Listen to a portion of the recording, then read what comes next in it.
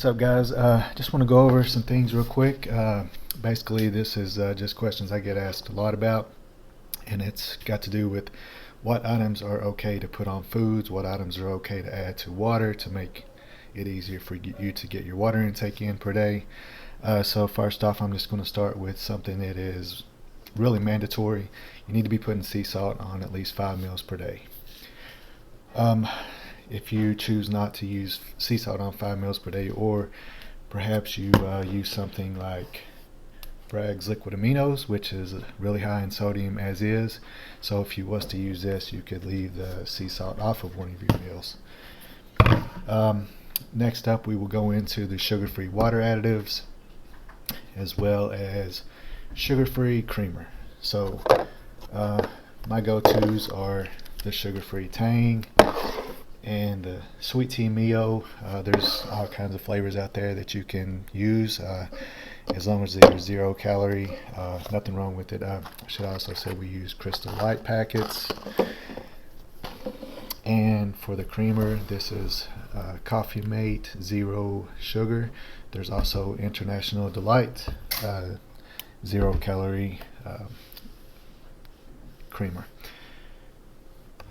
Next, we go into some spices and seasonings. We're using a lot of Flavor God, chocolate donut, cinnamon roll, pizza flavoring, and garlic goes on about every meal that I have if it's a meat-based meal. There's also other things you can use, such as Mrs. Dash, McCormick's. Some of that stuff is a little high in sodium, but it's not really something I wouldn't say to leave out just because it's a little high in sodium. Next up, G. Hughes has a lot of sugar-free items. This sugar-free ketchup, which I haven't tried personally, I just use low sugar Heinz ketchup. Then you have G. Hughes. This is actually a marinade. What we do is take the chicken breast and let this marinate overnight, and generally cook it up on the grill, and it's really good. Then G. Hughes honey barbecue. He has quite a few barbecue sauces, plus the ketchup and the marinades. Here's a calorie-free Italian dressing by Walden Farms. And then we have sugar-free pancake syrup, Walden Farms. This is original, or yep, we'll just say that's original. Then we have chocolate, Walden Farms, which any of the Walden Farms products are really good in oatmeal, cream of rice, baby rice cereal.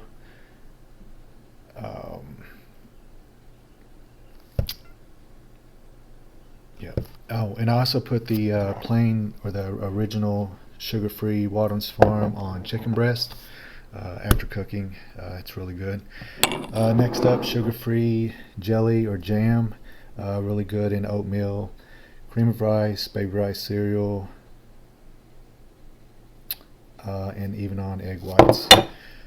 Professor Nuts peanut butter. This is really just to replace it wouldn't replace your regular peanut butter because it doesn't have everything you need in it as far as healthy fats go, but if you're someone who really likes peanut butter, check this out, and you could add it in quite a few times throughout the day if you wanted to, just for perhaps cravings or whatever.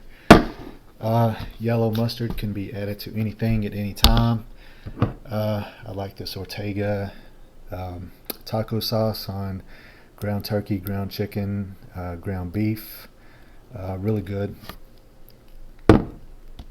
And I think that covers everything, but I do want to say that with a lot of these products, such as the Walden Farms products, I don't suggest like dumping a quarter of a bottle on a little bit of oatmeal, or use it in moderation. And the same thing goes for the sugar-free jelly.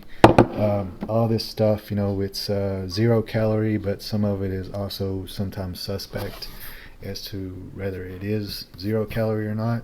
I think there's been some studies that shows that people are on certain diets using a lot of Walden's Farm, and then someone uh, starts to cut that Walden's Farm out because they're seeing a plateau in progression, and once they cut that item out, then things really started to change.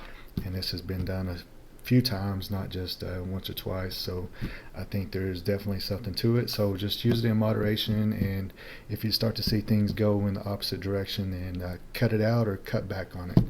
But that's just a few tips. I hope that it helps you out. Just gives you a few ways to really spice up your foods. Thanks.